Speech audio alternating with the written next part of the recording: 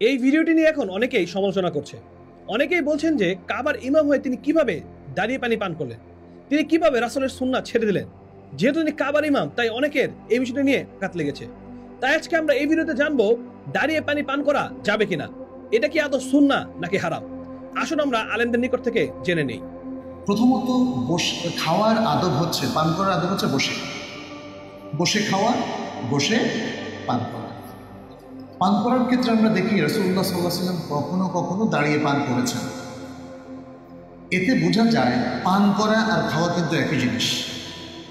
তো সেক্ষেত্রে রাসূল সাল্লাল্লাহু আলাইহি ওয়াসাল্লাম যেহেতু পান করেছেন দাঁড়িয়ে, তাহলে বোঝা গেল জরুরতের সময় দাঁড়িয়ে পান করা অথবা খাওয়া জায়েজ। বসে পানি পান করা, সব ধরনের খাবার বসে খাওয়া, এটা আদব। এটা কি? এটাই আদব। কিন্তু প্রয়োজনের তাগিদে দাঁড়িয়ে খাওয়াতে কোনো বাধা নেই। তবে চেষ্টা করবো আমরা ডান হাতে বসে খাবো ইনশাআল্লাহ। দাঁড়িয়ে পানি পান করলে বড় কোনো গুনাহ না হলেও এটা সুন্নতের খেলাফ, মাকরুহ হবে। নবী করিম সাল্লাল্লাহু আলাইহি ওয়াসাল্লাম সচরাচর বসে পানি পান করতেন।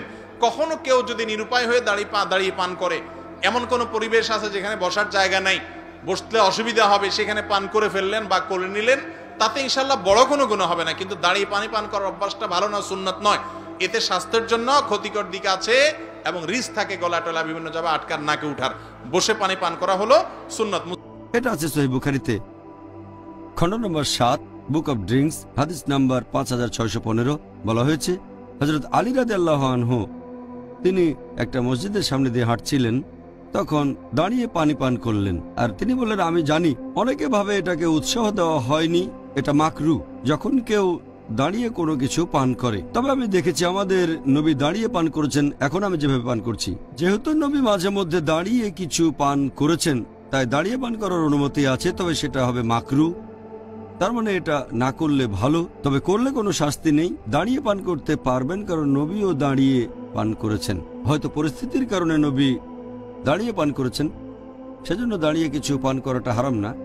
আলহামদুলিল্লাহ, আমরা জানতে পারলাম যে বসে পানি পান করা উত্তম, কিন্তু দাঁড়িয়ে পানি পান করা যাবে। কেননা রাসূল সাল্লাল্লাহু আলাইহি ওয়াসাল্লাম নিজেও দাঁড়িয়ে পানি পান করেছেন। আলহামদুলিল্লাহ, যেহেতু আমরা মুসলিম, আমরা কোরআন এবং সহিহ হাদিসকে প্রাধান্য দিয়ে আমাদের জীবন পরিচালনা করব ইনশাআল্লাহ। তাই যেহেতু রাসূল সাল্লাল্লাহু আলাইহি ওয়াসাল্লামের দুইটা আমলই পাওয়া যায়, তিনি বসে পানি খেয়েছেন এবং বিশেষ ক্ষেত্রে বা দরকারে তিনি দাঁড়িয়ে পানি পান করেছেন, তাই এটাকে হারাম বা খারাপ বলার কোনো সুযোগ নেই।